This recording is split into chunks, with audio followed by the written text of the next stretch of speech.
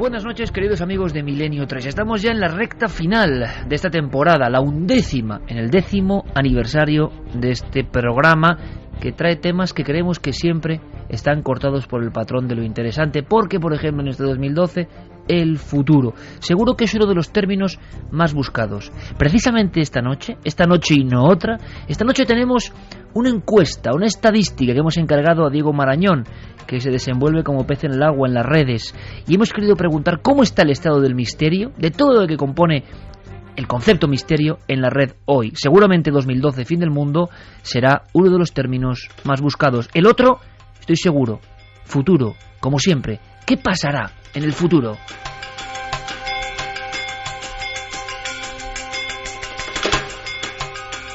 Porque desde el principio del tiempo, desde esas cavernas que siempre comentamos como epicentro y quizá raíz de todos los misterios, el hombre quiso saber cuál iba a ser su devenir, qué iba a pasar más allá.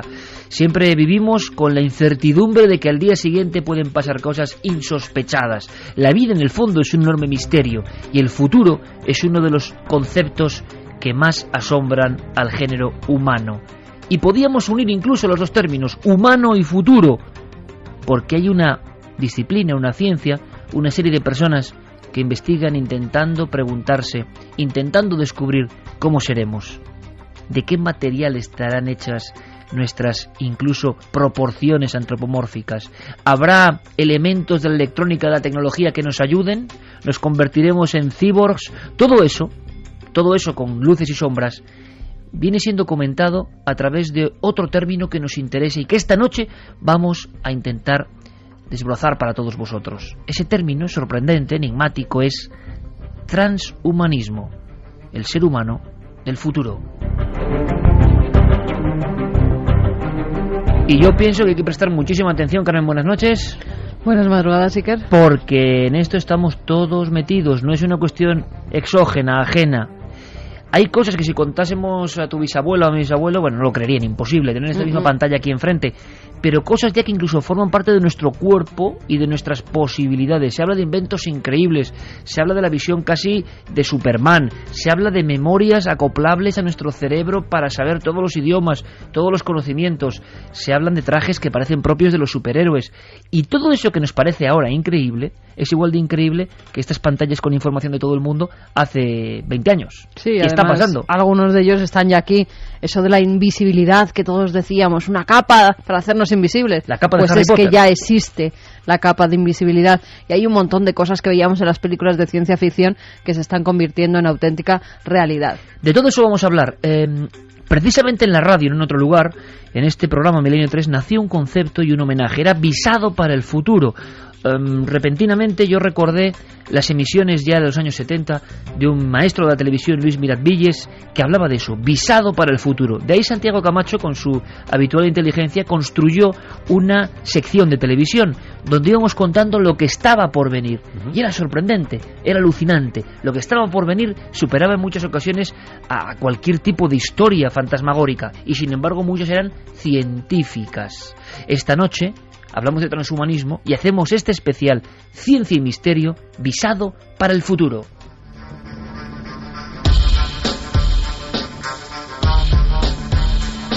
Santiago Camacho, compañero, buenas noches. Buenas noches, Iker. Transhumanismo. Podemos hacer, vamos a decirlo así, una definición más o menos de ese concepto. ¿Y ahora entramos en materia? Claro que sí, porque en el fondo lo que vamos a hablar esta noche es de una trascendencia capital. Vamos a hablar de lo que se está pensando que sea la sociedad y sobre todo el ser humano del futuro. Y estamos hablando de un concepto filosófico, es una propuesta filosófica para el tercer milenio. Estamos hablando de que la historia de la filosofía no se acaba en el siglo XX con el existencialismo o el materialismo histórico o el positivismo, sino que en este siglo XXI también han surgido y van a surgir nuevas tendencias filosóficas que intenten modificar al ser humano y a la sociedad. El transhumanismo es una idea que intenta hacer que trascienda al ser humano, que el ser humano tome control de su propia evolución para convertirse en algo que ya no es humano, que es transhumano. De ahí viene más allá de lo humano. Más allá de lo humano. Y es una idea que tiene defensores, y algunos escucharemos esta noche, muy célebres, muy notables y muy inteligentes, y detractores igualmente reconocidos en el mundo académico. Francis Fukuyama, que por ejemplo se hizo célebre con su teoría del fin de la historia, que con toda la humildad yo creo que resbaló un poco, considera el transhumanismo la idea más peligrosa de la historia de la humanidad, porque precisamente es una idea que en último término lo que pretende es acabar con la humanidad, que la humanidad sea otra cosa. Y en cambio pues hay auténticas casi movimientos religiosos, como el movimiento extropiano, que dirige un personaje que se hace llamar Max More, que tiene también importantes seguidores en algunos centros académicos. Es una personalidad muy seguida. En el mismo MIT las obras de More, o se le invita muy frecuentemente a dar conferencias. Es un tipo cuyos planteamientos son muy seguidos por los estudiantes y buena parte del profesorado, que abogan porque ya mismo cualquier ser humano tenga la capacidad, no solamente económica, sino que las leyes le autoricen a insertar en su propio cuerpo las modificaciones que la ciencia le permita para vivir más tiempo, estar más saludable, estar más bello, es decir, cualquier cosa, ser más inteligente, cualquier cosa que rompa las barreras con las que nos ha dotado la naturaleza al nacer. Con Carlos Largo, Fermín Agustí y Jorge Martínez a los mandos de esta nave de sonidos y nave de profecía hacia el futuro, en este caso de visado hacia el futuro. El hombre es hijo de la naturaleza y el hombre llega a tener tal inteligencia, tal poder, que comienza a cambiar los designios naturales. ¿Es bueno o es malo? Hay una charla también filosófica en todo esto, evidentemente, que intentaremos tener. Es un programa muy especial porque desafiaremos a la muerte. Todos los seres humanos tenemos dos certezas únicas en nuestra existencia: que nacemos y que un día moriremos. Todo lo demás es incógnita.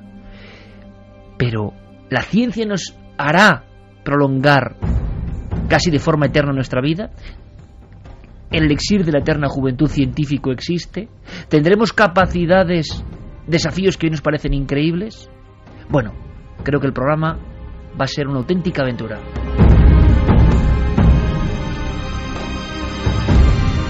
Milenio 3 en la cadena SER, y presento ahora mismo a otro de nuestros compañeros que se subió ya hace mucho tiempo a esta nave sin ningún tipo de temor a hablarnos de ciencia, pero de ciencia con misterio.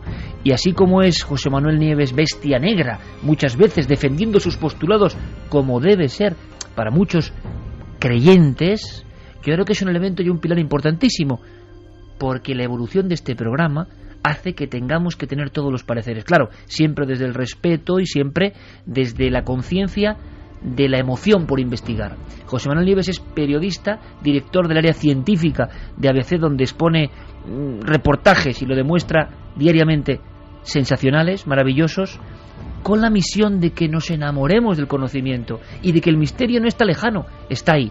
Claro, tenía que estar en este programa junto a Santi Camacho, como por el Carmen y yo que íbamos a aprender, como espero todos vosotros, amigos y amigas, para contarnos qué está pasando en este visado al futuro y en el transhumanismo.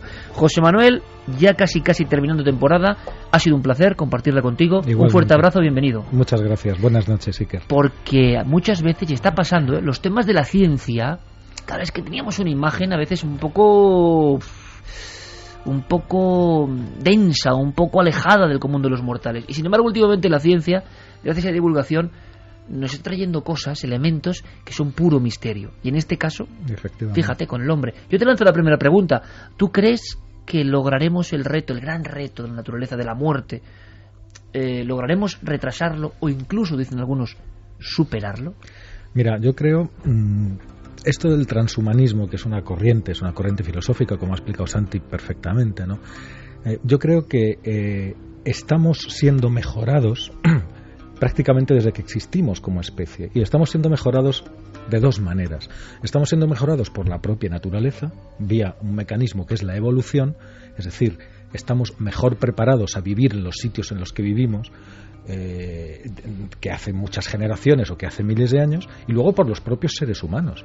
El ser humano, como cualquier criatura viviente, lucha por sobrevivir, por imponerse al medio. O sea, desde los primeros cazadores prehistóricos, cuando conseguimos comer carne por primera vez, cambiamos nuestros cuerpos y conseguimos una fuerza y una potencia que de otra manera no tendríamos ingiriendo proteínas. O sea, hicimos ya el salto de un tabú que, es decir, que estaba ahí, ¿no? Exactamente, ese perfeccionamiento, entre comillas, artificial, creado por nosotros mismos, es consustancial, yo creo, a la naturaleza humana. ¿Qué es la historia de la medicina? Sino la historia por ir viviendo más cada vez, la historia de la alimentación, mejorando. No tenemos más que ver nuestros jóvenes de ahora que nos sacan la cabeza, o sea, nos damos cuenta en el transcurso de una vida. En los años 50, 60, los españoles eran bajitos y apretados. Ahora mismo tenemos los mejores jugadores de baloncesto, estamos a la altura de los europeos del norte. Es decir, eso también es modificación. La medicina ha salvado y sigue salvando un montón de vidas, prolongando un montón de vidas. Sigue permitiendo a los seres humanos vivir con enfermedades que ayer les hubieran matado y hoy no, pueden convivir con ellas. Y luego está la tecnología. La tecnología, evidentemente, también aplicada a todo esto que te digo, porque el desarrollo de alimentos es una cosa complicadísima. El desarrollo de instrumental médico, ahora mismo nos pasa, tenemos un dolor de cabeza, nos pueden hacer un escáner, que eso es física aplicada, o sea, es física cuántica, nos están bombardeando con electrones, es decir, lo que hace el CERN en Suiza, en pequeñito, lo hacemos en los hospitales con fines curativos y con fines de perfeccionar, ¿no? Ahora, me gustaría simplemente, que luego lo comentaremos, dejar lo que he apuntado al principio, el tema de la evolución. Nosotros estamos intentando vivir en otros planetas. Imaginémonos por un momento que ya estamos viviendo en Marte. Las personas, si hubiera una colonia humana en Marte, cosa que es bastante probable que suceda en un futuro no muy lejano, esos seres humanos que vayan allí van a cambiar físicamente de una manera brutal y muy rápida. En muy pocas generaciones, esos terrestres adaptados a vivir en Marte no podrán volver a la Tierra porque se romperían, porque las condiciones de ese planeta, tal es la fuerza de la evolución puesta en marcha. Si consiguiéramos vivir alguna vez en Júpiter, imposible porque es un planeta gaseoso, lo digo solo por la enorme gravedad que tiene, nos bajaríamos de estatura enormemente, nos ensancharíamos muchísimo, porque la gravedad es muchas veces más fuerte que aquí en la Tierra. Y si consiguiéramos vivir allí y nos trajéramos a un señor de Júpiter 5 o 6 o 10 generaciones después, aquí sería un superhombre capaz de levantar un coche con una mano, porque lo necesitaría para vivir allí donde está. ¿Qué quiero decir con esto? Que nosotros somos una fotografía, una instantánea dentro de una película. Somos un fotograma de esa película. Y esa película está en movimiento. Y nosotros estamos en movimiento. El transhumanismo lo que dice es que tenemos que forzar esa máquina. Que tenemos que ser capaces de mejorarnos artificialmente. Pero ahí digo yo, aplicar el más o el menos común de todos los sentidos, que es el sentido común. La evolución, que es la fuerza que realmente nos hace cambiar, lleva por lo menos 3.700 millones de años convirtiéndonos de bacterias a seres humanos. Todos los procesos que ha habido en el interior de los seres vivos hasta este momento todavía no los conocemos. No sabemos cómo funciona una célula, no sabemos casi nada del ADN, no sabemos casi nada de las proteínas, no sabemos casi nada de los motores que nos impulsan a ser como somos y a transformarnos, tal y como te he dicho hace un momento. Tocar ahí, yo siempre lo comparo, es como un mono con una pistola. No sabemos muy bien a dónde nos puede llevar, por eso entiendo todas las críticas que hay al transhumanismo. No sabemos a dónde nos puede llevar porque no conocemos la materia. Es un salto, José Manuel. Primero te agradezco la posición y este maravilloso discurso, porque se cuentan muchas cosas. Un día hay que hacer un gran debate sobre misterios de la evolución. Pero, claro, es como si ese salto no es natural, sino que es un salto que va demasiado rápido, un poco como la cultura que hoy tenemos hoy en día, y podemos intervenir en cualquier momento, de conseguir todo de una manera rápida. Exactamente. ¿Verdad? Y ahora la tecnología nos ayuda. Vamos a hacer una cosa, José Manuel, y por supuesto también es un debate entre vosotros. Me gusta saber vuestras posturas, que seguro que pueden ser compartidas o no por los espectadores, pero ejemplos muy breves, Santi, en flasazos de algunas cosas del transhumanismo que nos pueden sorprender muchísimo. O sea, el transhumanismo sueña con cosas como ¿cuáles? El transhumanismo sueña con cosas como seres humanos modificados mediante biotecnología, modificados para no solamente para vivir más años o para sufrir menos enfermedades, sino para tener capacidades incluso inéditas para el ser humano, para correr más rápido, para oír frecuencias que solo pueden oír los animales, etcétera, etcétera. Y que objetivamente se puede lograr eso. Luego hay un discurso ético, ¿no? Y que al menos los expertos en perspectiva piensan que eso es posible a medio largo plazo. Piensan también en integrar elementos cibernéticos, elementos de inteligencia artificial en nuestras propias mentes. Ahora escucharemos un par de cortes que nos van a sorprender por las cosas que plantean. Vamos con eso porque a mí me parece muy sorprendente. Luego hablaremos de si convertirnos casi en superhombres. Uh-huh. Pero lo del exocórtex o, por ejemplo, la inserción... una mente maravillosa. Que cualquiera de nosotros tenga una mente de verdad con fenómenos que ahora mismo serían del ámbito de la parapsicología, con poderes de telepatía real o aprendizaje en X segundos de todo un contenido. Todo eso está pasando y es una de las banderas, y esto es sorprendente. Sí, porque básicamente todos, por ejemplo, dicen los transhumanistas, ahora mismo hace unos años llevábamos una PDA, muchos de nosotros, ahora la práctica totalidad llevamos un smartphone, un teléfono inteligente, en el cual hemos volcado mucha de nuestra vida, al cual confiamos parte de nuestra memoria, no solamente nuestra agenda telefónica, sino a veces, pues si te gusta el cine, no tienes ya que memorizar en qué actor salía en qué película, directamente en tu smartphone dices, mira, este salía en esta y en esta. No te molestan, está empezando a modificar nuestros hábitos de memoria. Claro, porque lo tienes en la mano, que nuestra es un salto tan impresionante. Yo me acuerdo hace poco tiempo en una comida con un amigo precisamente de esto, estábamos hablando de no sé qué cosa de teatro y de repente, pum, inmediatamente pues eso, coges el teléfono y lo miras tal, y nos quedamos mirando en ese momento dado y nos dijimos, se llama Fernando, Fernando, ¿tú te acuerdas de cuando teníamos dudas? Oh, qué bueno eso, sí. Pero cuidado con ese salto, José Manuel, y le hemos hablado muchas veces, ¿verdad, Carmen? En la mano, entre comillas, ¿servirá de algo memorizar, como nos han enseñado a todos nosotros algunas cosas, cuando en la mano, en un dispositivo portátil, va a estar un porcentaje amplio de casi todo, con un clic? Sí, la humanidad no se ha enfrentado jamás a eso. Es posible que eso lo puedas grabar dentro de un chip e insertarlo en el cerebro. De hecho, ese es el planteamiento. Se están haciendo cosas. Ahí va yo, a que la PDA, a que el smartphone termine dentro de tu mente. Pero fíjate, volviendo a ejemplos cotidianos como el que ponía José Manuel, claro, está muy bien mirar la alineación de un equipo de fútbol, el resultado de un partido, el reparto pero ¿cuántas veces los cuatro que estamos ahora mismo sentados a la mesa hemos estado compartiendo una comida con alguien? Y por la dinámica que sea, pues hay que pagar a escote. Y automáticamente, y es una cuenta sencilla, automáticamente alguien o varios sacan su teléfono móvil y ni se molestan en hacerla de cabeza, directamente esa capacidad de cálculo eso básica. Pasa en las escuelas también. Sí, se está perdiendo. Ya dejan hacer exámenes con calculadora y con la calculadora del móvil, exámenes de matemáticas. Pues mira, iba a saltármelo, pero os voy a pedir que me pongáis el corte 2. Os voy a presentar ya a uno que va a ser uno de nuestros cicerones en este camino. Raymond Kurzweil es un personaje notable a todos los efectos. Posiblemente si la figura de Leonardo, tan querida por nuestro Javier Sierra, tuviera algún reflejo en la actualidad, sería la de este hombre. Es un hombre que es músico, que es escritor, que es científico, inventor, y una persona, posiblemente un gurú de la perspectiva. Muchas de las inspiraciones para hacer esa sección de Visado para el Futuro vienen de ideas de Raymond Kurzweil. Perspectiva es ir pensando en lo que está por venir, ¿no? Efectivamente. Para que te hagas una idea, él inventó el primer sintetizador, el primer sampler que sonaba realmente, si querías un violín, sonaba violín, si querías un piano, sonaba piano. Él inventó la primera máquina de lectura para ciegos, que ponías una página y te leía la página. Claro, enseñaba, decía, la primera tiene este tamaño, y era una fotocopiadora. Ahora ya hemos hecho un programa para un smartphone.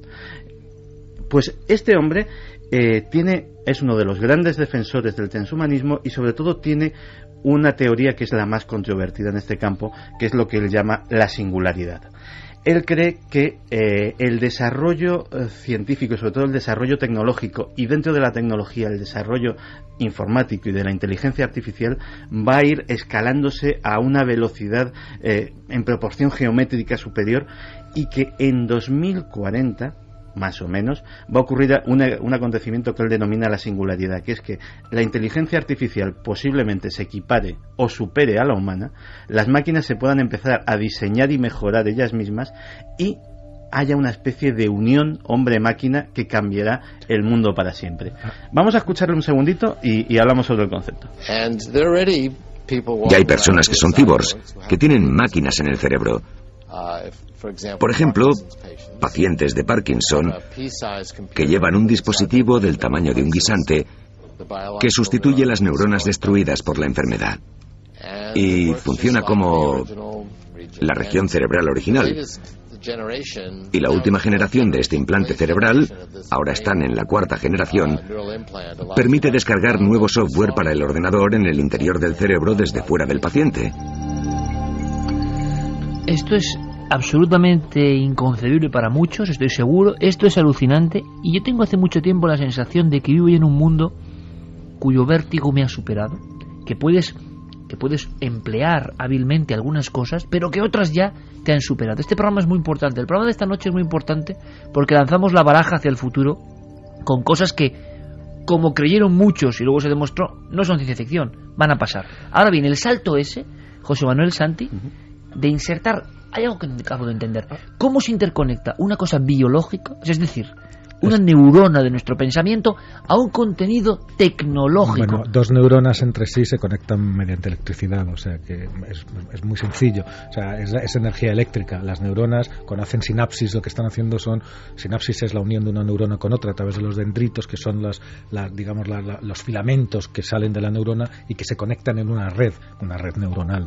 Entonces, en nosotros, igual que hemos hecho pues con los aviones imitando a los pájaros, aquí no hemos hecho, al hacer redes neuronales, no hemos hecho más que imitar a la naturaleza, y un ordenador no es más que una imitación cada vez mejor de la forma de funcionar de nuestro cerebro. ¿Y llegará ese momento, José Manuel? No solamente llegará, sino que decía Santi que llegará un día en que los ordenadores sean más tal. Bueno, nosotros tenemos dos tipos de capacidades. Tenemos la capacidad lógica y la que no es lógica. Entonces, en capacidad lógica los ordenadores ya nos ganan mucho. O sea, son capaces de hacer cualquier operación matemática compleja en milisegundos, y nosotros necesitamos mucho tiempo. Son capaces de ganarnos al ajedrez, son capaces de todo lo que sea lógica, ya nos han superado hace mucho tiempo. Porque en un principio, José Manuel, y esto me parece interesantísimo todo, o sea, hubo ese reto, esa especie de equiparación con Deep Blue, ¿os acordáis? Sí, ¿no? ¿os acordáis de esos máquina contra jugador, y de repente la máquina ya empezó a ganar. Permitidme una pequeña anécdota. Deep Blue tenía exactamente la misma capacidad de un iPad Gold. Exactamente. Es decir, a eso ha evolucionado. Pero a lo que quería llegar es que... Y en mente lógica nos han dejado atrás. Luego está la otra cosa, que son las emociones. Las emociones son un motor, como cualquier psicólogo sabe, que son una emoción impulsada por la lógica o apoyada por la lógica, hacen de nosotros lo que somos. Pero las emociones son importantísimas porque son un motor que nos hace ir hacia adelante. La curiosidad, ¿cómo le enseñas la curiosidad a una máquina? ¿Cómo le enseñas el amor a una máquina o el odio? ¿Cómo se lo enseñas? Pues bueno, eso se está haciendo, y hay las nuevas generaciones de pensadores de máquinas, de creadores, de diseñadores, están intentando dotar a los ordenadores de capacidades humanas, de diálogo con las personas. Miedo, ya ha habido diálogos muy importantes entre máquinas y personas. ¿Qué me dices? Diálogos puros en los que los dos aprenden el uno del otro y el ordenador aprende del ser humano y el ser humano del ordenador. Me acabas de marcar de gallina. Ha habido diálogos y el ordenador, además, basándose en su lógica X, ha logrado tener respuestas coherentes. Ha logrado tener una información bastante precisa sobre el estado de ánimo de la persona con la que está hablando. Y entonces de lo que se trata es precisamente de conseguir que además reaccione en consecuencia. Es decir, el ordenador de mañana, y todavía no estamos hablando de transhumanismo, sino de cosas que vamos a tener en nuestras casas dentro de poco tiempo, cuando entremos en casa sabrá si estamos enfadados, si tenemos fiebre, si hemos tenido un mal día, si venimos alegres, si hemos comido mucho o poco. Lo sabrá todo. ¿Y eso no da un poco de miedo? No, porque eso es... los ordenadores en sí también te dan un poco de miedo. Eso es una cosa que está hecha a nuestro servicio.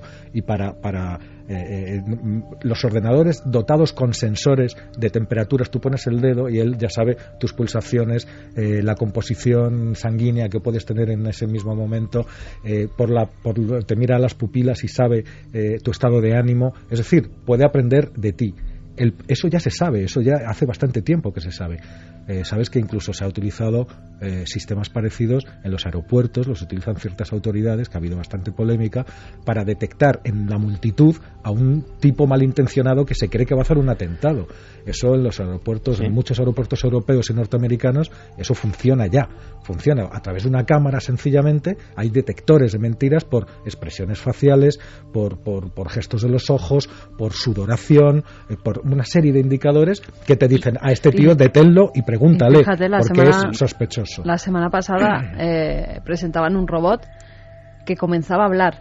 Vamos a ver, le enseñaban a hablar, era como si tuviera entre 6 y 12 meses, y entonces ese robot, según las palabras que tú le dijeras, él no tenía nada programado.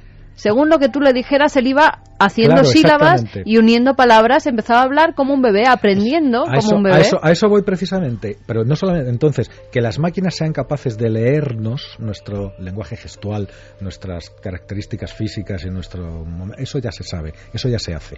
Ahora lo que se está intentando es ir más allá, que la máquina sepa interpretar eso y responder a eso, y no solamente de una forma fría y mecánica, sino cambiando la interfaz.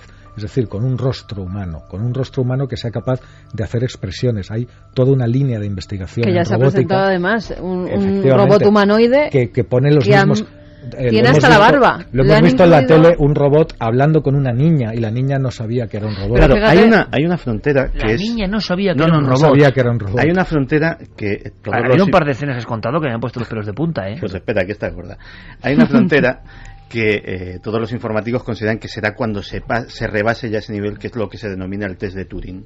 El test de Turing lo diseñó Alan Turing, que es uno de los pioneros de la informática, y era básicamente que decía: si un ordenador puede engañar a un 30% de las personas que interactúan con él y creer que están chateando, que están hablando con una persona, básicamente esa inteligencia artificial se puede considerar genuina, se puede considerar auténtica inteligencia, porque ha pasado ese baremo. Todos los años se convoca un premio bien dotado económicamente, al que informáticos de todo el mundo llevan sus prototipos, llevan sus programas, para someterse a el escrutinio de una serie de expertos y ver si consiguen, de expertos muy versados, que se saben todas las trampas y de hecho les mezclan humanos para hacer la prueba.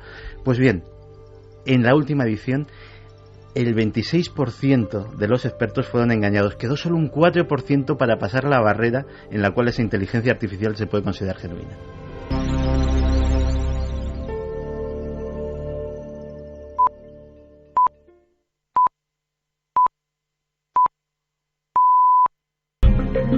Transhumanismo, límites de la ciencia, visado para el futuro.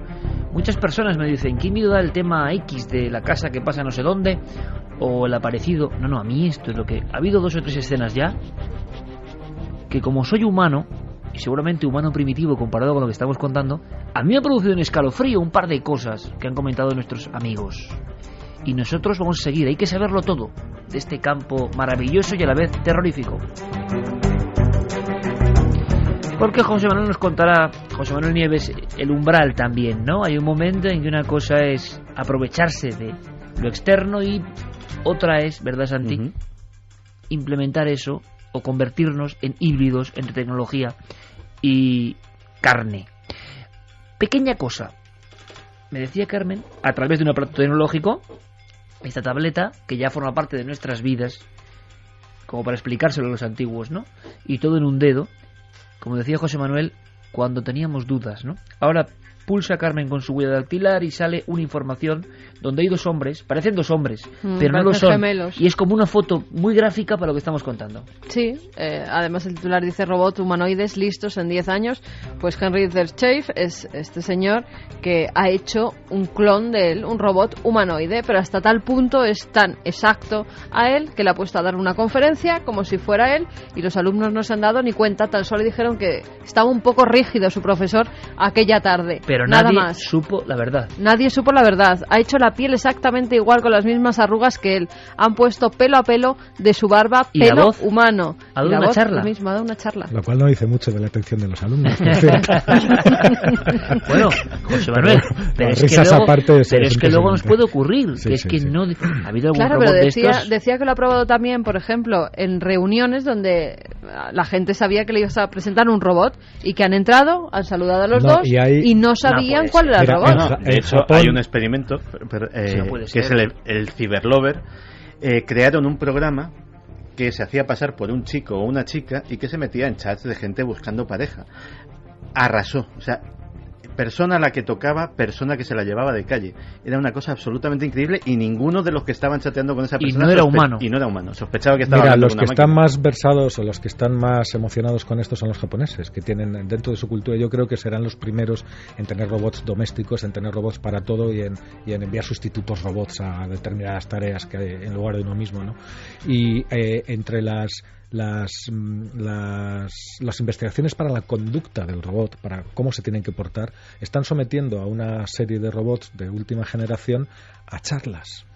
Charlas, pues es como, pues sabes cuando la típica imagen del psicólogo que se sienta y hace una terapia de grupo en el que todos van contando sus experiencias y van preguntando y tal. Bien, pues están haciendo eso con los robots, mezclándolos con humanos, para que vayan absorbiendo y viendo las reacciones y ven cómo se comportan en ese entorno psicológicamente humano. Pero José Manuel, esto que está pasando está dejando atrás Pero- a películas bastante recientes sobre el hipotético mundo de Yo Robot, y están dejándolo atrás ya. Bueno, yo no diría tanto porque lo que están es lo que te decía antes, estamos en términos generales, ¿no? Los humanos estamos enseñando a los robots a sentir. Luego tienes toda una parafernalia de películas y libros de ciencia ficción que te dicen lo que podría pasar cuando eso Sí, suceda, ¿no? la eterna rebelión, ¿no? Sí, que sí, claro, el adolescente que se revela, que es una cosa normal, cuando ellos lleguen a la edad, a la etapa de adolescente y se rebelen contra sus creadores, contra el padre, ¿qué tal? Tenemos el cine lleno, ¿no? Pero a lo mejor no es necesario llegar a eso, pero que de lo que no me cabe ninguna duda, porque además ya lo tenemos ahí, y hay incluso algún laboratorio sobre robótica y sobre inteligencia emocional de robots muy bueno en España, hay alguno muy bueno en Barcelona, que si quieres podemos hacer alguna cosa con ellos, ¿no? Que están enseñándoles emociones a los robots, a controlar sus emociones, a medir sus emociones. Pero claro, José Manuel, permíteme, esto es como el gran salto que pensábamos inconcebible en nuestro sentido espiritual y ético. ¿Por qué? Tú lo has dicho muy bien al principio, la lógica. En lógica nos superan ampliamente. Claro. En prestaciones nunca vamos a correr como un coche ni a pensar como un ordenador. Pero ay, amigo, cuando lo más profundo del alma humana, que es la emoción y el pensamiento, la espiritualidad o ese libre albedrío que tenemos, esa conciencia, la conciencia, se pueda trasplantar, ahí hay como una cosa, una barrera que nos parece como inconcebible, y por otro lado damos un poder impresionante a esas cosas. O sea, el ser humano, el que pintaba en el castillo de Altamira, el milagro de esta especie, Sí. es que está llegando casi a reproducirse tecnológicamente, pero con mayor capacidad. Bueno, fíjate, ¿qué es en el fondo? ¿Qué es un trasplante? Un trasplante de órganos. ¿Qué es ponerte un corazón que no es el tuyo? Para que te sigas viviendo. De acuerdo, que eso no es tecnológico, pero ¿sabes la tecnología que hace falta para hacer eso? ¿Qué es coger la piel de un animal y ponerla en lugar de la tuya porque te has quemado el 90% o el 80% del cuerpo para que sigas viviendo? O sea, ¿qué es todo eso? ¿Qué es hacerte una transfusión de sangre, de ese fluido vital sin el cual no podemos hacer absolutamente nada? O de médula ósea, más todavía. ¿Qué es todo eso? Eso son formas... es verdad que son orgánicas, pero no tienen por qué, aun siendo orgánicas, no tienen por qué ser menos transhumanistas. Es decir, tú vete a la Organización Nacional de Trasplantes y te pueden enseñar centenares de personas que estarían muertas si esto no hubiera sucedido, si no se lo hubieran hecho en algún momento. Nada más España es muy activa en eso. En cuanto a la tecnología, hay una rama que es la llaman la bioinformática, pero eso no sustituye una conciencia, no, sino que te da a tu propia conciencia, te puede ayudar igual capacidades nuevas. Sí, igual que te está ayudando la tableta que la tienes en la mano externa a tu cuerpo, o el teléfono, o el smartphone, o el ordenador, o la radio y la televisión, que también son inventos, igual que te ayudan, bueno, puedes miniaturizar esos circuitos, esos receptores, y interiorizarlos para que se comuniquen directamente con tu cerebro, para que te puedan dar, pero yo eso no lo veo ni misterioso, y lo veo además bueno, lo veo deseable, porque bueno, una operación de ojos, ¿no? Porque hay centenares y centenares y centenares de personas por ahí que van con cristalinos artificiales. Yo soy uno de ellos, por ejemplo. Yo no vería nada si no tuviera cristalinos artificiales, porque esta cosa del periodismo pues te quema la vista, y yo la tenía quemada desde hace ya unos cuantos años, y como ves no llevo ni gafas, ni lentillas, ni nada. Eso es, he mejorado mis ojos, perfecto, y ojalá pudieras mejorarlos todavía mucho más, ¿no? Entonces cada vez habrá cosas que te ayuden a mejorar capacidades, o a mejorar la memoria. ¿Por qué no la memoria? Aunque tenemos una memoria que es infinitamente superior a la de cualquier ordenador. Es decir, no hay ningún ordenador que sea capaz de procesar la complejidad que procesa el cerebro humano. Eso sí que es un enorme enigma, ¿no? Claro, hay más neuronas en el cerebro humano que estrellas en la galaxia, y eso es así por número, y no sabemos cómo interactúan entre ellas, ni en base a qué patrones maravillosos. Por eso digo, y decía al principio, que a ver dónde tocamos, que cuidado dónde tocamos. Pero todo lo que sea bioinformática, es decir, utilizar tecnología para mejorar los miembros artificiales. Hace poco veíamos en todos los telediarios a un atleta ganando una carrera con piernas artificiales. Bueno, eso me parece maravilloso. Pero vamos a hacer una cosa, hagamos un salto de barrera, eso está claro, relativamente claro y aceptado, ¿no? También está clarísimo, claro, el enigma de la conciencia humana, y de cómo es posible que todavía no ni nos aproximemos a ese milagro extraño que hay dentro y que de alguna forma surgió. Pero yo voy a que ese milagro extraño del cerebro y las neuronas, tantas como estrellas en la galaxia, se hiperconecten con un chip. Santi lo he contado de una forma muy gráfica y me gustaría que los oyentes lo supieran, porque yo ya lo sé, porque me lo contó. ¿Qué es? Imaginaste una tienda, fue absolutamente, yo creo que descriptivo. Una tienda donde nosotros dentro de X años entraremos a comprar ¿qué, Santi? Veremos una serie de pendrive, por ejemplo, ¿no? Sí, y podremos posiblemente comprar, vamos a verlo como una librería. Es una librería donde tú te compras un curso de piano, donde tú te compras un curso de inglés, donde tú te compras un curso de fontanería. El único problema es que no tienes que leerlo. Directamente eso podría ser un software volcado en tu mente.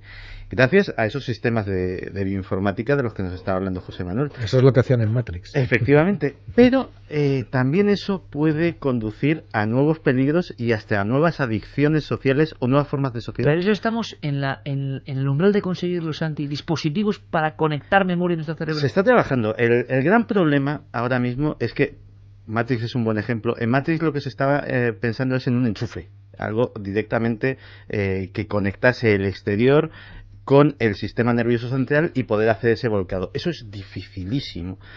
No imposible, o sea, se está trabajando en ello, pero dificilísimo. Los interfaces cerebro-máquina con los que se trabaja ahora son de inducción. Es decir, lo que hacen es un mapeado, es un gorro, para entendernos en términos, y hacen un mapeado de las emisiones electromagnéticas del cerebro, las interpretan y a su vez, por inducción, pueden ellos mismos generar ondas que modifiquen ese mismo funcionamiento cerebral. En ese tema se está mucho más avanzado. Son esos robots que, por ejemplo, ahora mismo están ayudando, esos brazos mecánicos que están ayudando a personas que están tetraplégicas, o son esos joysticks ultra sofisticados que nada más tienes que colocártelo en la cabeza, y algunos juegos muy sencillos pues los puedes controlar con la mente. Eso ya no es ciencia ficción. Pero eso del curso entero de inglés o de... Y meterlo, mira, teóricamente es posible. Mira, es posible. Ahora mismo te voy a decir, por ejemplo, esto se ha hecho, por eso te lo voy a contar, que se ha hecho hace poco tiempo además, pues mediante esos métodos que estaba describiendo Santi tan estupendamente, han sido capaz de transformar en imágenes los pensamientos de una persona. Tú párate a pensar lo que es eso. Es decir, yo tengo un recuerdo, me enchufan a una máquina y ese recuerdo aparece en imágenes sobre una pantalla. Sí, la pura ciencia ficción, tantas veces referida, bueno, pero tantas veces considerada imposible. Claro, entonces si tú eres capaz de interpretar esos impulsos eléctricos que están en tu memoria y de hacerlos revivir y de transformarlos en algo que sea inteligible para otras personas, utilizando los sentidos nada más, pues a través de ese mismo canal también puedes introducir otras cosas. Bueno, podríamos pensar en recuerdos falsos, que también, pero cualquier otro tipo de conocimiento también podría ser introducido si ya tienes el canal a través del cual eres capaz de extraer algo comprensible. Se ha abierto esa puerta, por lo tanto se puede utilizar en doble sentido. Se está abriendo, sí, se está abriendo. ¿Me vais a permitir que dé paso a un corte, al corte número 3, que viene al pelo sobre todo lo que está contando José Manuel y nos va a abrir todavía una vía de debate más apasionante de hasta qué punto puede cambiar la sociedad esa tecnología? Además, cuando queramos crear una realidad virtual, los nanobots desconectarán las señales procedentes de nuestros sentidos reales y las sustituirán por las señales que el cerebro recibiría si estuviéramos realmente en el entorno virtual, y sentiremos realmente que estamos en ese entorno virtual. Y no solamente será visual o auditivo, también táctil. Implicará todos los sentidos, tan real como la realidad. Y no tendremos por qué tener el mismo aspecto. Podremos tener la apariencia de otra persona en un entorno de realidad virtual. Será como Matrix. Pasaremos mucho tiempo en entornos virtuales. Creo que alguna vez, Santi, esto provoca fascinación y como temor, ¿no? Es como si ya estamos imaginando un futuro lejano donde, claro... No, lejano nada. De lejano nada. Hay en realidad virtual hace más de 10, 15 años que se están haciendo pruebas maravillosas. Y yo he presenciado alguna y son alucinantes. ¿Cómo cuál? Pues por ejemplo, había te hablo ya, fíjate, esto está ya muy perfeccionado seguramente, pero te hablo de finales de los 90, el 99, 98, 99, se hizo un proyecto entre 10 universidades del mundo, 10 departamentos de informática, y el proyecto se llamaba Cyberpolis, que era ciudad virtual. Entonces lo que habían hecho ha sido crear un entorno en el cual se poblaba con avatares. Los avatares son esas figuras que no son nadie, pero muchos de esos avatares sí respondían a personas físicas que estaban en su avatar. Entonces estabas conectado a través de un ordenador, en aquel entonces era con un casco y unos guantes para reproducir el tacto, y tú te movías en ese entorno en una ciudad que tenía sus calles, sus parques, sus edificios, sus tiendas. Tú podías tener tu propio apartamento. Tenías, de hecho, tu propio apartamento en Cyberpolis y entrabas con tu llave virtual y lo amueblabas con tus muebles que te comprabas en la tienda de muebles de abajo, pagándola en dinero. Y podías poner tiendas... ¿Eso en el 99? Sí, por supuesto, y esto está muchísimo más evolucionado. Tú podías quedar con un amigo, tú en Nueva York y tú en Sudáfrica, y entonces quedabais en Cyberpolis para ir al cine. Y entonces tu avatar se entraba de la mano del otro avatar, se sentaban juntos en el cine en Cyberpolis, y mediante el guante táctil tú podías tocarle y hacerle gestos con tu cara y hacerle lo que te diera gana y ver la película y comentarla en el momento. Eso a nivel experimental se hizo. ¿Qué se pensaba? Se pensaba que esta creación de ese espacio virtual que está en el mismo lugar donde se hacen las llamadas por teléfono. Es decir, si tú te has parado a pensar dónde está esta realidad virtual, cuando tú y yo hablamos por teléfono, ¿dónde se produce la conversación? ¿En tu casa o en la mía? Pues en ninguna de las dos, ¿no? Se produce en un lugar X que está ni en tu casa ni en la mía, pero ahí estamos los dos hablando e interactuando. ¿Qué pasa? A través del cable telefónico solamente envías una cosa, que es tu voz, y aplicas un sentido, que es tu oído. Pero en Cyberpolis y en experimentos muy posteriores, que son muchísimo más complejos todavía, tú eras capaz de enviar más sentidos a través de ese cable telefónico, y enviabas la vista, y enviabas el tacto, y se están haciendo pruebas para enviar el gusto y el olfato también. Pero, también si esto fue en el 99, con el vértigo exponencial y el crecimiento de la tecnología, pensemos ahora mismo en el 99 lo que había, y es la prehistoria. Pero bueno, tú sabes cómo descubrieron... Entonces, ¿qué pasa ahora mismo? ¿Qué se estará haciendo ahora mismo en algún lugar? Pero mira, por ejemplo, vamos a ver, ¿tú sabes te acuerdas del desastre del Challenger? Uh-huh. Del Challenger hablo, no del Discovery, ¿eh? ¿En 86? Sí, mucho antes. Bueno, pues una de las cosas que hicieron para averiguar dónde estaba mal fue hacer un modelo virtual del Challenger y los ingenieros de la NASA, con sus cascos y su tal, se metieron en el programa, que era un calco exacto del transbordador espacial, y con herramientas, martillos, alicates virtuales dentro de un espacio virtual. Se metieron en la nada. Sí, se metieron en la nada y estaban dentro de la nave, que la podían ver, circuitos, exactamente todo, y descubrieron el fallo y lo repararon. Y al repararlo, al hacer esa reparación, eso queda grabado en un programa que después, cuando se aplica a la construcción real de nuevas naves, ya no tiene ese fallo. Y en medicina lo mismo, también se hace, para localización de tumores. Tú imagínate a un cirujano dentro de una habitación vacía haciendo cosas, tú le ves moverse como un loco, pero él lo que está es dentro de tu cuerpo personalizado y está buscando tu pequeñísimo tumor de 2 milímetros y lo está encontrando, y con un láser virtual lo secciona, lo corta, lo arranca y no te toca ni una sola célula que te dañe. Entonces eso queda grabado en un programa, luego se introduce dentro de un robot y el robot te opera exactamente igual que ha hecho el cirujano en tu realidad virtual.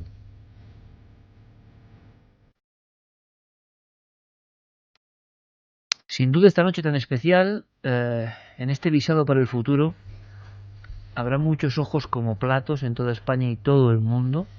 Pero claro, esto es una realidad, la estamos viviendo, aunque algunos no podamos. ¿Qué pasa? Que da miedo, en el corte que había puesto Santi antes decía que te desconectaban de tus sentidos. Es que... y que tú tenías otra apariencia incluso. ¿Y qué puedes hacer cuando tú ya no eres?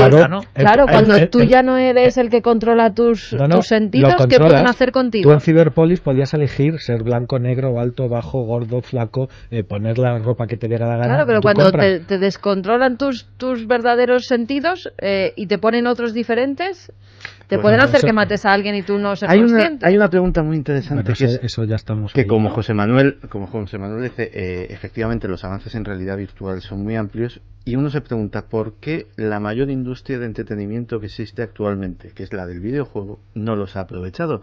Y la respuesta es muy curiosa, porque no es comercial. Y diría, pero ¿cómo que no es comercial si es maravilloso? Pues resulta que tiene una pequeña pega. El periodo de aprendizaje es muy largo. Y los efectos secundarios muy desagradables. Hasta que te acostumbras a la realidad virtual hay desorientación, cefaleas, se puede llegar a un mareo que produzca el vómito. Es que estás en otro mundo. Efectivamente. Y tu cuerpo percibes otro mundo. Y tu cuerpo percibe que eso es extraño.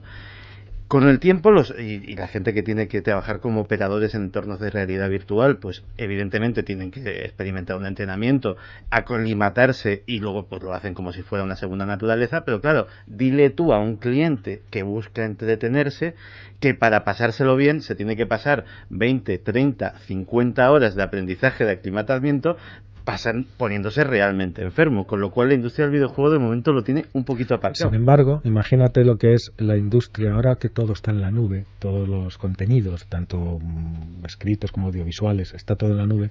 Tú imagínate tiendas virtuales en las que, por ejemplo, los discapacitados son los que están allí, y las personas que no tienen movilidad o que no funcionan bien en el mundo real, allí pueden ser absolutamente normales. Es decir,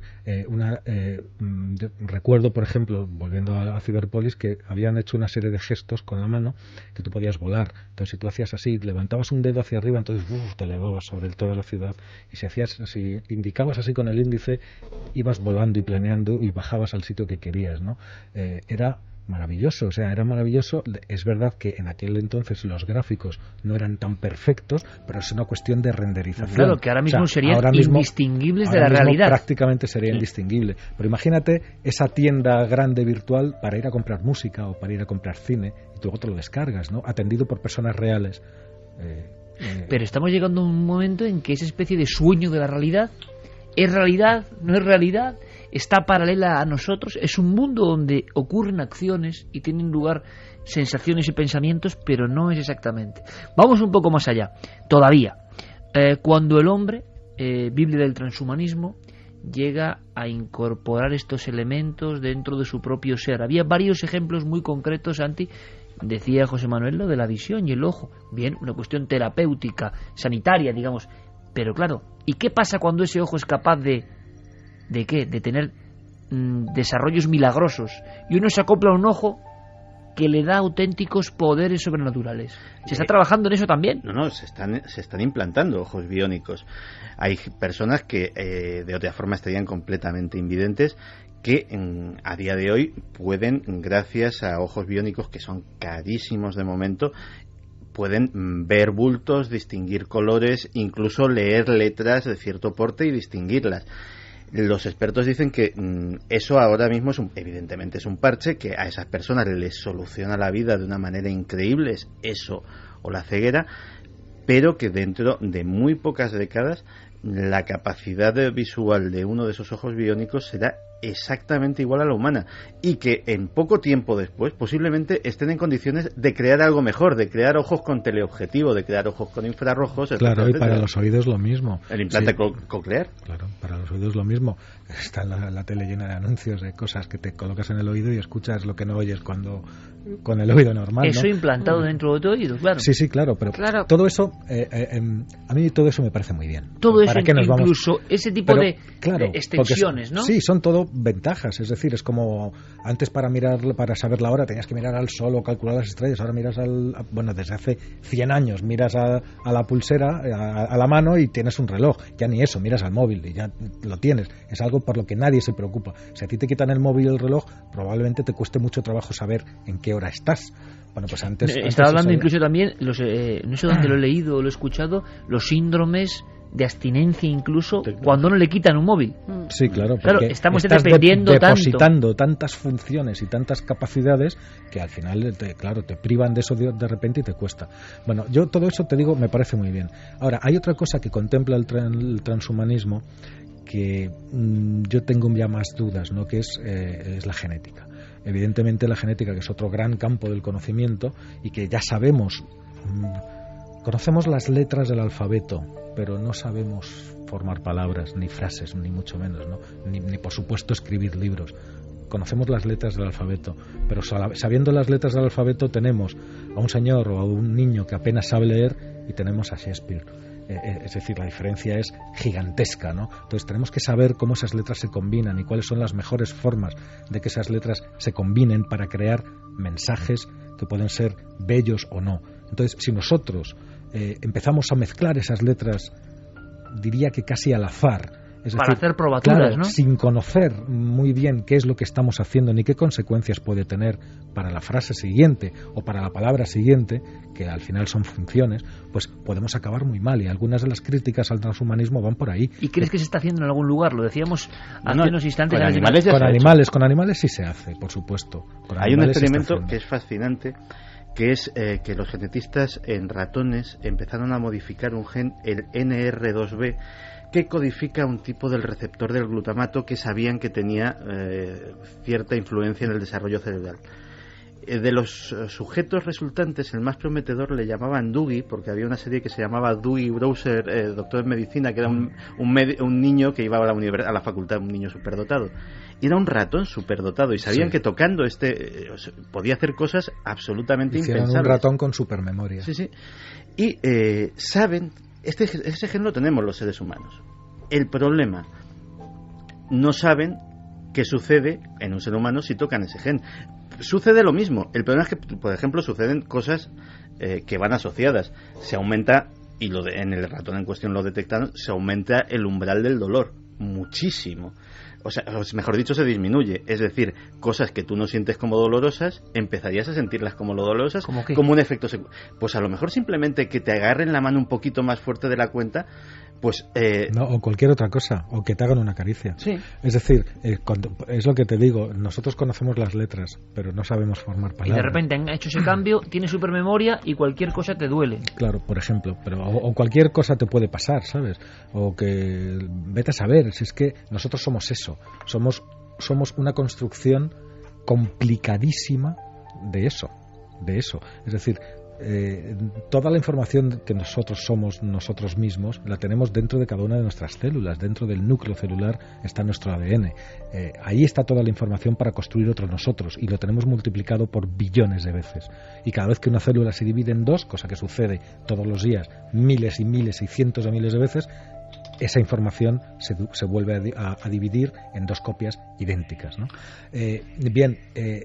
¿Qué hacen esos genes? Cuando se descifró el genoma humano, que fue un hito maravilloso de la ciencia humana, nos llevamos una gran sorpresa. Primero porque había 3 o 4 veces menos genes de los que se esperaban para el ser más complejo de la creación, que es el ser humano. Y resulta que tenemos los mismos genes que la mosca de la fruta, que no es nada compleja, es complejísima.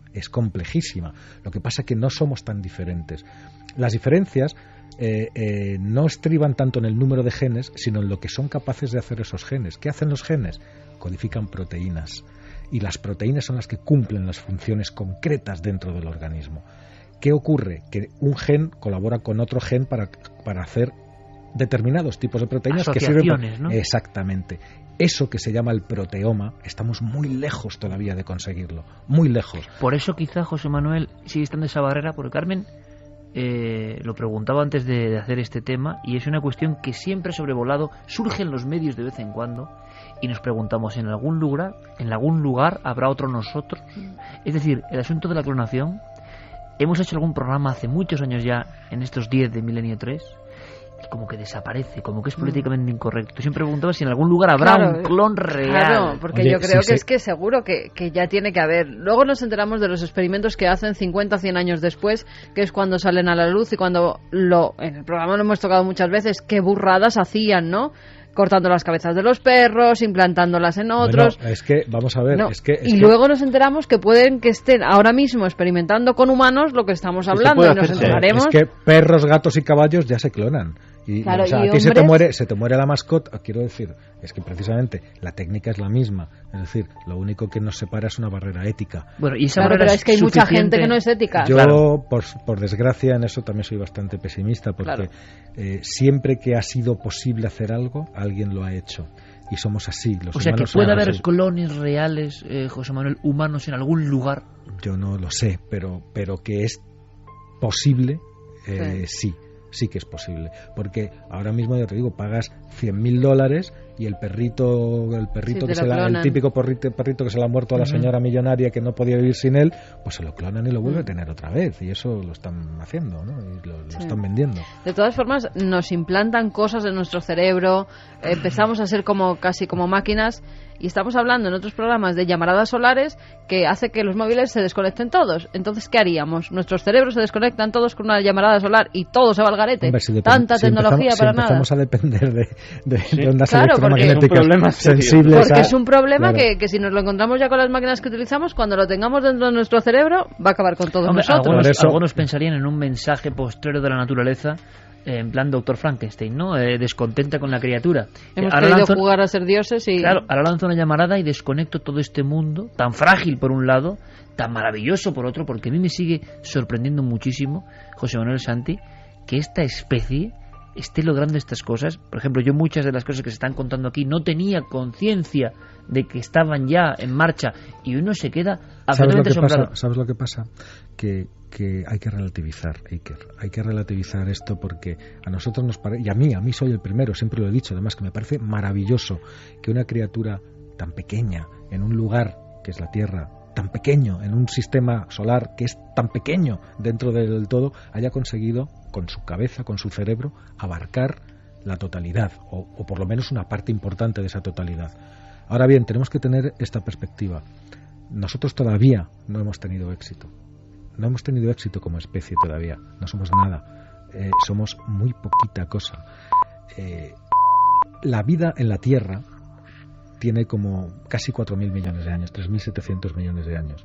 Durante los 3.000 millones primeros de años, la vida eran bacterias, que son los auténticos reyes de la creación. Siguen siendo actualmente, porque cuando nosotros los organismos complejos, los pluricelulares, los que se hacen de más de una célula, las bacterias son de una sola, fueron un experimento de la naturaleza que empezó hace 600, 700 millones de años y que irradió hacia todo lo que nosotros podemos, los insectos, los crustáceos, los peces, y más tarde los mamíferos, las aves, los dinosaurios, todo eso. Pero todo eso es una excepción dentro del reino de las bacterias, que es en el que estamos. No nos olvidemos que estamos en el reino de Arquea, y Arquea son las bacterias, no nosotros. Nosotros, los seres pluricelulares. Es decir, para que esto tenga éxito, bueno, y dentro de la historia de los seres pluricelulares, nosotros ocupamos la última palabra del último renglón, porque acabamos de llegar aquí. O sea, los humanos estamos recién hechos. Para que podamos decir que tenemos éxito y que hemos tenido éxito como especie, primero deberíamos de ser capaces de vivir en más lugares de donde vivimos. Y segundo, deberíamos de vivir o de sobrevivir la suficiente cantidad de tiempo como para que sea una cantidad de tiempo representativa del pero total. Entonces vamos con esa, por ejemplo, capacidades. Claro, no podemos vivir en el mar, no podemos desafiar a la muerte, o hasta qué punto. Ese era otro de los ámbitos importantes del transhumanismo. ¿Recordáis algunas películas famosas? De hecho, no podemos vivir casi en ningún sitio. Es que no podemos vivir en ningún lado. Es que si no tenemos casas con aire acondicionado y agua corriente, no podemos vivir. Es que nos sueltan en el campo a 5 kilómetros y no podemos vivir. No en el mar, en la tierra. No podemos vivir si hace mucho calor. No podemos vivir si hace mucho frío. Pero muy frágil. Ahora bien, ¿os acordáis de aquella película? ¿Cuál era la de Noriega, Eduardo Noriega y Amenábar? Abre los ojos. Abre los ojos, exactamente. Año 97, si no recuerdo mal, o por ahí, y ya se habló de Life Extension y aquellas agencias que estudiaban el tema de la longevidad. Es otro de los ámbitos que va a interesar muchísimo a nuestro público. ¿Qué está pasando con la eterna juventud y la longevidad? Hay una cosa muy clara. Cuando uno ve las revistas, ve los periódicos, ve la televisión, el mensaje constante es que no se puede envejecer. El mensaje constante es que esta especie tiene que ser encima bella, perfecto aspecto, siempre joven. Bueno, evidentemente la ciencia o estas corrientes han tomado buena nota. Y está el desafío, desafiar a la muerte, desafiar al tiempo. Santi, ¿qué se está logrando para que tengamos una información a este nivel? Porque esto me da para debatir, ¿no? Pues la verdad es que ese es otro de los grandes desafíos, y efectivamente, pues aparte de la investigación genética, y ya hemos hablado algunas veces de la telomerasa y de esa carrera por entender esa proteína que se va acortando cada vez más en cada división celular, pues aparte la ciencia está buscando atajos o caminos alternativos para de alguna manera artificial intentar mantener la maquinaria lo más óptimamente posible y hacerla durar el mayor tiempo posible. Y uno de los más apasionantes, y vamos a poner el último corte de esta noche de Raymond Kurzweil, es precisamente el ligado a la nanotecnología. Pero lo importante es que empezaremos a ponerlos dentro de nuestros cuerpos y cerebros para mantenerlos sanos. Tendremos nanobots, dispositivos del tamaño de glóbulos rojos que nos mantendrán sanos desde dentro. Si esto suena muy futurista, déjame decirte que hoy en día ya hay docenas de experimentos que lo han hecho con animales, con la primera generación de dispositivos. Los científicos trabajan para curar la diabetes de tipo 1 en ratones con dispositivos del tamaño de un glóbulo rojo. Pronto empezaremos a controlarlo. Hay ya un dispositivo de este tamaño que puede detectar las células cancerígenas y destruirlas. Máquinas diminutas en nuestro cuerpo para hacernos vivir mejor y por tanto buscar la barrera de vivir más tiempo. Sí, totalmente cierto. Ahora, yo con esto habría que tener un cuidado. Yo lo explicaría con un ejemplo. Tú imagínate que tienes un coche viejo, y que tienes un coche que es viejo, que tiene 30 años el coche. Y ese coche, como le quieres mucho, pues le pegas un remozado y le cambias la carrocería y le pones una carrocería de Ferrari y le pones un motor de un Ferrari. ¿Qué pasa? ¿Tienes un coche nuevo? No. ¿Por qué? Porque seguramente te fallan los frenos, te falla la suspensión, te fallan 20 sistemas del coche que te hacen que ese coche, por mucho que parezca que lo has renovado, no lo has renovado. Con los nanobots hay que tener mucho cuidado porque somos capaces de hacer una renovación integral, no solamente de una o de X funciones que sean aparentemente buenas. No solamente, fíjate que solo con la prolongación de vida, sin tecnología de por medio, la que ha habido en el último siglo, nos han aparecido un montón de enfermedades nuevas. Enfermedades como el Alzheimer, que antes no se sabía lo que era y que ahora no se sabía lo que era. Pero los nuevos daños colaterales de vivir más tiempo. Exactamente. Entonces estamos preparados. Hacer eso además tiene unos. No hemos hablado de los costes sociales que puede tener el transhumanismo una vez que se aplica, pero muchas de las críticas vienen por ahí. Primero, deshumanizar al hombre hasta una hasta un extremo en el que ya es algo artificial y muy difícilmente humano, por un lado. Luego, ¿quién es capaz de aprovechar todos estos logros y todas estas nuevas tecnologías? Si vemos ahora mismo, los smartphones los tiene una minoría de la gente, aunque no hagamos más de hablar de ellos. La mayoría de las personas no tienen smartphones. Los que tienen teléfonos normales, de los de antes, y son la mayoría todavía, ¿no? Es decir, ¿a quién estamos beneficiando? Estamos creando otra separación más social entre muy privilegiados, que van a tener ya hasta vidas mucho más largas, cerebros mucho mejores, cuerpos maravillosos que no se cansan y que son súper fuertes. Ojo, que podemos crear una nueva casta. Aunque esa división ya existe entre los diferentes mundos, ¿no? Bueno, pero en lugar de paliar esas diferencias, que vamos a profundizarlas. Claro, habrá un eslabón mucho más grande. Es muy interesante, ¿por qué? Porque habrá una sociedad que acceda a esos cerebros con memoria prodigiosa, a esos cuerpos que casi no envejecen o que viven 300 años, que parece mentira, pero ¿cuánto va a costar eso? Exacto, y esa división es una de las críticas que se hace a este movimiento. Sí, y de hecho, parte de eso, mira, hay muchísimas técnicas, muchísimas tecnologías que están salvando vidas, que están mejorando la calidad de vida de la gente, pero que también, previo pago de su importe, pueden ser utilizadas para cosas menos éticas o simplemente para cosas que forman parte, digamos, de aumentar el placer o de aumentar el bienestar. Hay un ejemplo que es tremendo, que es una tecnología que se llama el diagnóstico genético de preimplantación.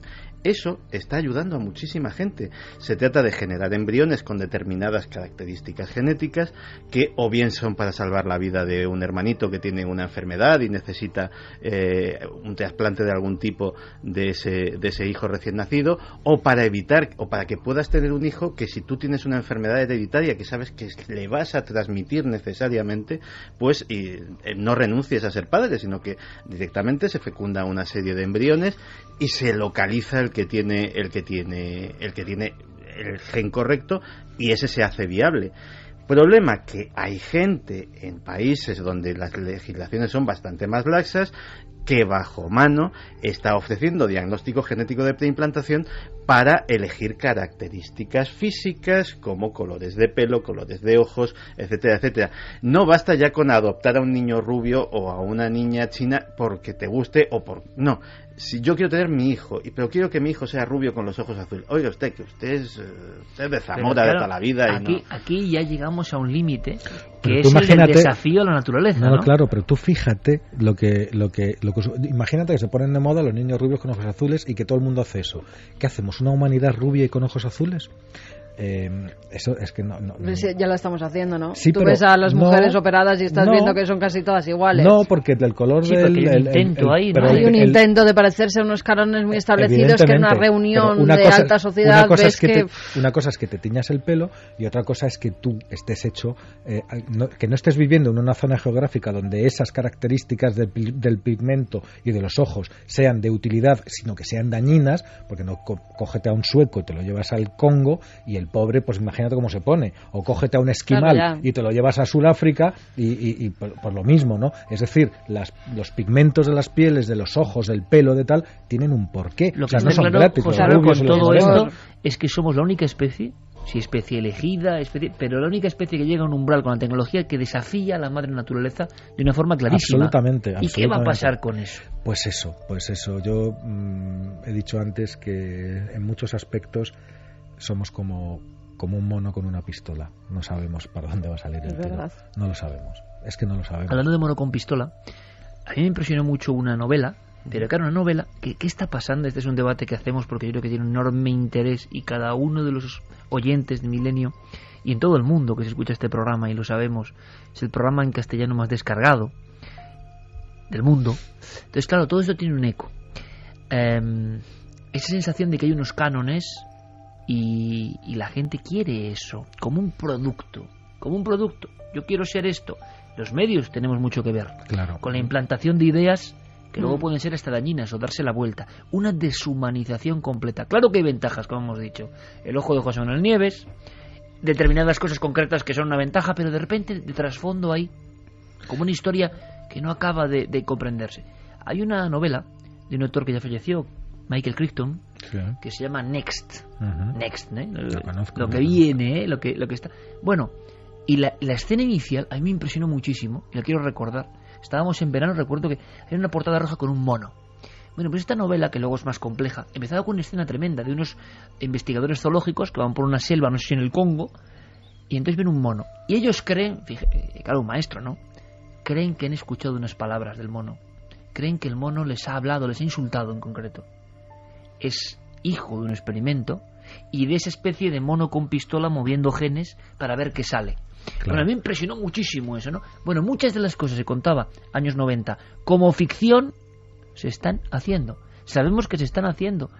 Claro, y esto pasa como cuando la gente, o muchos, critican las zonas oscuras de la red. Pero ya es una puerta que se ha abierto. Hay que tener muchísimo respeto. Yo lo único que digo, y lo seguiré diciendo esto, es que tenemos que tener un respeto extremadamente grande por la complejidad que somos. Tenemos que ser conscientes de que somos lo que somos mediante unos sistemas complejísimos que han tardado muchísimo tiempo en llegar a ser lo que son, con prueba y error. La naturaleza también hace prueba y error. O sea, ¿cuántas especies humanas ha habido? Solamente queda una, que es la nuestra.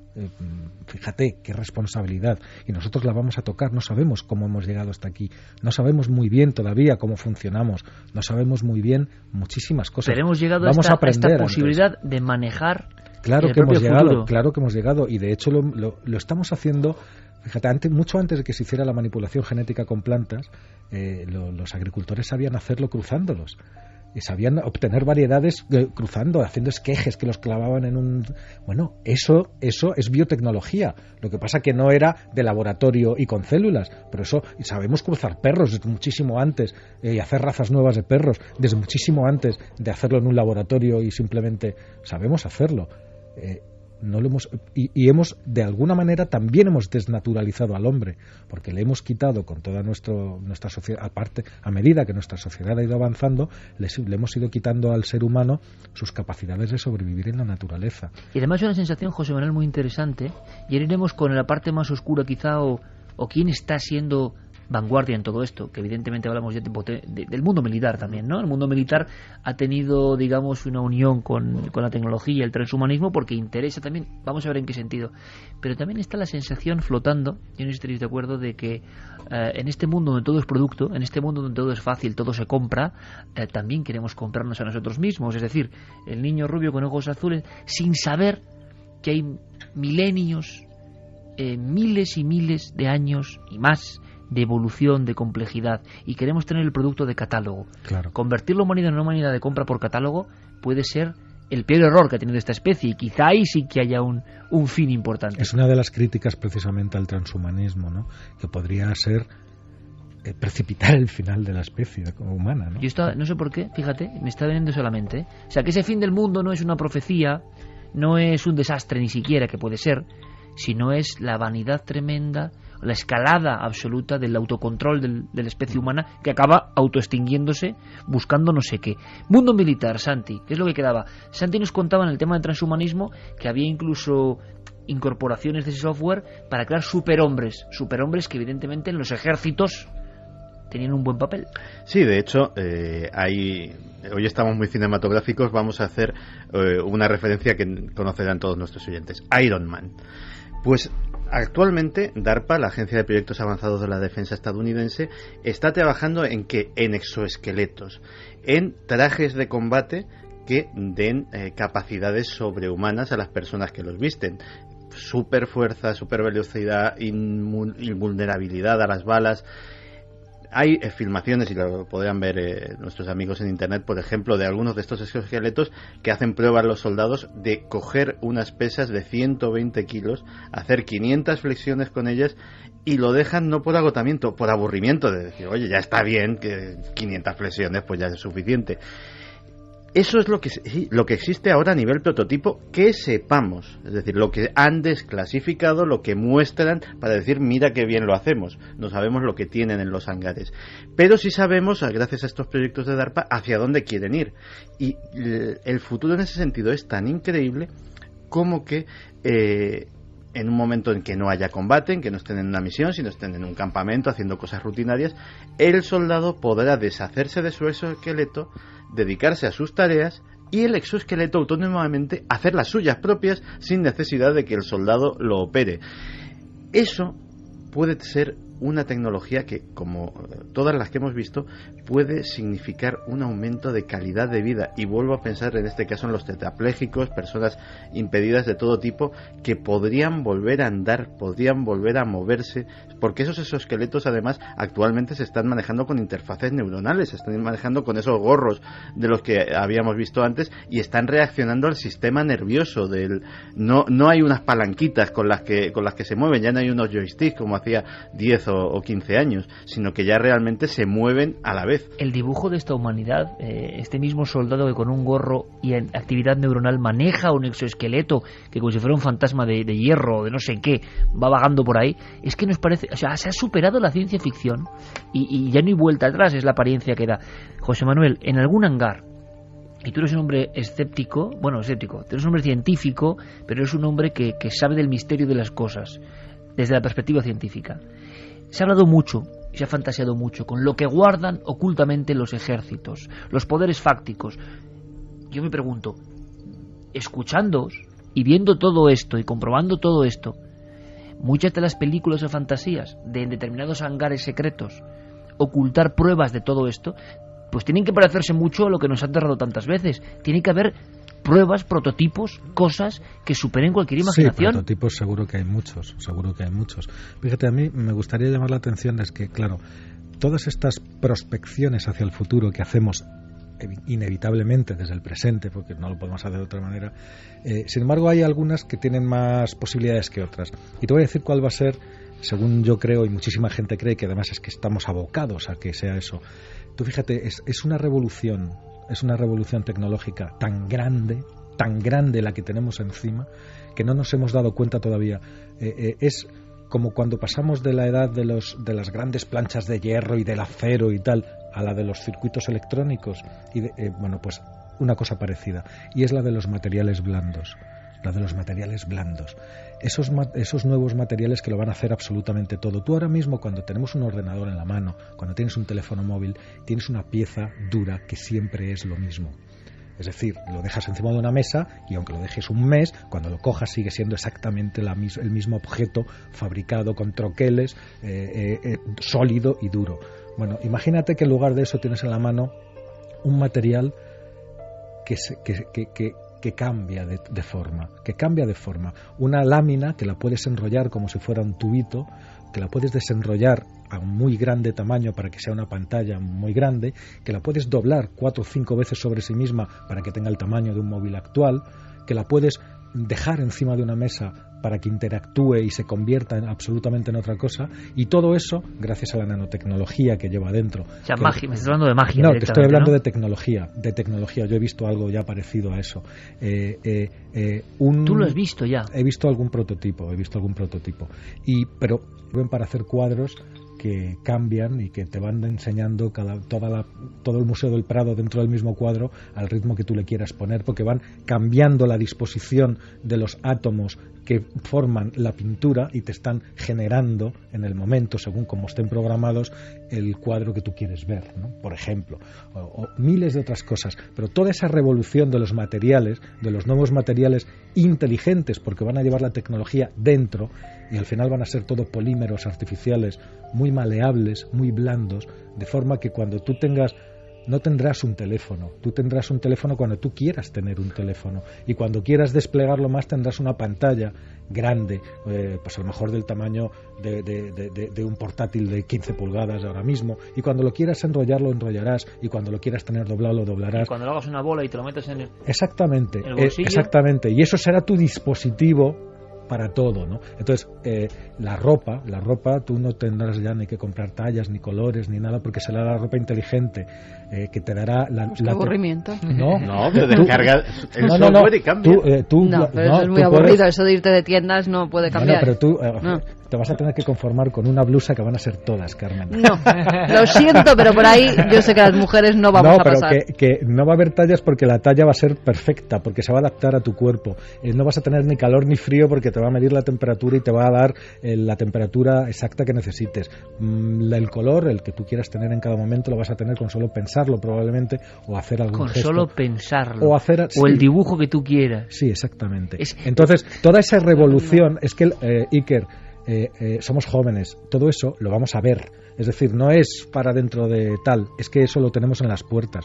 En una década estamos viendo esto que te estoy diciendo. En una década lo vamos incluso a comentar. Y yo lanzo otra pregunta en esta especie, nunca mejor dicho, visado para el futuro, que seguramente Carmen y yo, más como oyentes y muy interesados, pocas veces tantas sorpresas en un mismo programa, ¿no? Sorpresas hasta para los arquetipos de pensamiento que tenemos dentro, porque hay cosas que dices, es inconcebible, o sea, no puede ser, y te cuentan cosas que tú no estás preparado para entenderlas, pero ya están. Y la gran pregunta es, todo el mundo está muy interesado, 2012, fin del mundo, esa es la gran cuestión, ¿hacia dónde va esto? La opinión de nuestros dos expertos, ya casi como colofón.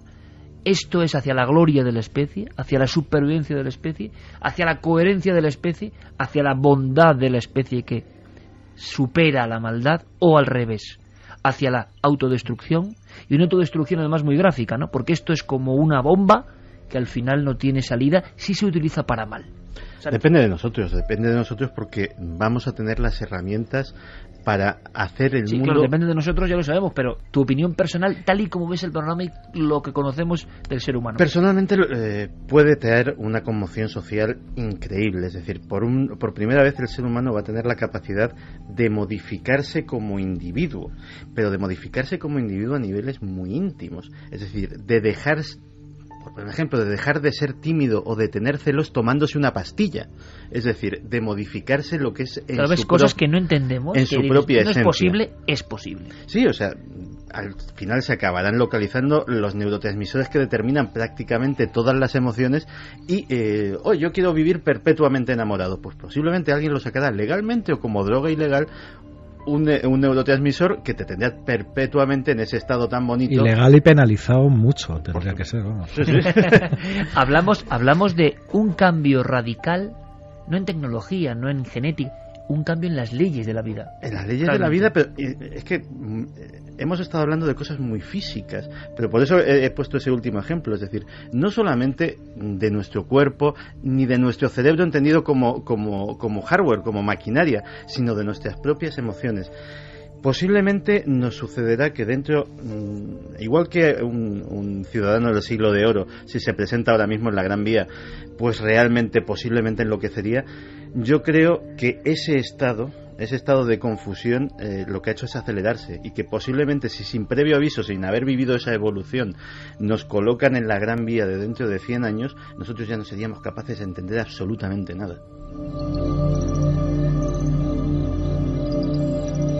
Programa de filosofía de la ciencia y del futuro, y lanzando muchas ideas. El colofón, José Manuel, ¿hacia dónde va todo esto? Intuición. Sí, yo creo que estamos en el umbral de algo, de otro cambio, de ayudas, tanto tecnológicas como médicas, como biológicas, que nos pueden ayudar en ese camino. Yo siempre he sido muy optimista en cuanto a las capacidades del hombre. Espero que seamos capaces de superar esto, porque de eso no lo hemos contado, pero la Tierra se nos acaba. Y se nos acaba tiene fecha, eso tiene una fecha de caducidad. Y si no somos capaces de pegar ese salto, nos va a ir muy mal como especie, y ya va a dar igual lo que seamos capaces de hacer, ¿no? Porque vamos a estar en un mundo yermo y muy desierto y muy muerto, ¿no? Entonces estamos en ese momento, y toda esta tecnología, todo este transhumanismo nos tiene que ayudar, nos tiene que servir para ser mejores y hacer ese cambio radical que necesitamos para seguir en este universo. Desafiando la profecía. Nosotros hemos hecho este debate y esta puesta, este arsenal de nuevas ideas impresionantes. Nosotros no lo conocíamos. Estoy seguro que muchísima gente tampoco lo conoce. Son cosas que quedan como fuera, que aparecen de vez en cuando en los medios de comunicación, pero que no son muy habituales. No profundizamos en ellas, no tomamos conciencia de lo importantes que son y que ya están aquí. Fíjate, o sea, que aunque tú no quieras, ya están aquí. A mí con todo lo que han contado me ha llevado a pensar. Nosotros excavamos tumbas de hace 3.000, 4.000 años y nos encontramos con ajuares preciosos, llenos de oro, de momificaciones perfectas. Cuando abran nuestras tumbas se van a encontrar con silicona, con chips y con plástico. O sea, va a ser una conmoción total, ¿no? Pues sí. Fíjate, unas cosas tan bonitas que se descubren y las que se van a descubrir con toda la tecnología que tenemos nosotros. Unos dispositivos, seguro, que serán como un mensaje, como una botella de cristal hacia el futuro y que quizás no se puedan interpretar. La sensación es que estamos viviendo un tiempo de aceleración, ¿verdad? Constante. El transhumanismo solo es una pieza más. Yo quiero agradecerte, José Manuel Nieves, pues toda esta temporada y la demostración gráfica. Ahora vamos con muchas más cosas que comentaré enseguida. Ahora viene Diego Marañón con su estudio y tendremos dramatización, o sea, un poco de todo, antiguo, moderno. La red es importante, haremos un repaso de los misterios en la red, ni más ni menos, que además indican muchas cosas y que generan mucho debate.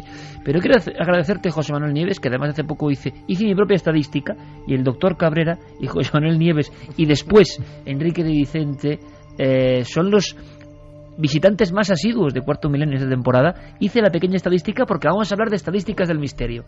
Y eso significa que José Manuel, no solo como debatiente, sino como portavoz de la ciencia, pero con esta apertura de miras, con este entusiasmo, con esta sorpresa, esta fascinación, pues ha encajado perfectamente. Y que la ciencia tiene sitio habitual en la nave del misterio, porque pocas cosas tan sorprendentes, tan maravillosas, tan misteriosas. Así que yo te agradezco toda la labor, José Manuel. Muchísimas gracias, y que continuemos y que desafiemos en la profecía, de verdad. Ahí estamos. Gracias, muchos más éxitos. Feliz verano, compañero. Feliz verano. Gracias. Atentos al sol, por cierto, y a sus llamaradas, que seguimos con tanta precisión y tanta noticia. Nosotros enseguida regresamos después de los servicios informativos y ayer se me ocurrió eso, encargarle a Diego Marañón, nuestro hombre de la red, un estudio. ¿Cuáles serán los términos que más inquietan al gran público mundial? ovnis, profecías, fin del mundo, tormenta solar. Luego haremos apuestas. ¿Cuáles son los divulgadores sobre los que más se busca en el mundo o en nuestro país? ¿Qué temas de los que hemos tocado han llegado a calar más según la estadística? ¿Qué temas están muriendo? ¿Qué temas ya no tienen ese interés? En fin, yo creo que va a merecer muchísimo la pena. Es el gran estudio estadístico Diego Marañón como colofón a esta sección que él ha ido protagonizando esta temporada, Milenio Red. Pero es que la red, sus números, las descargas, las audiencias, generan un mapa. Y ese mapa va a ser el mapa del misterio que seguro nos va a hacer aprender muchísimas cosas. Continuamos de inmediato en Milenio 3.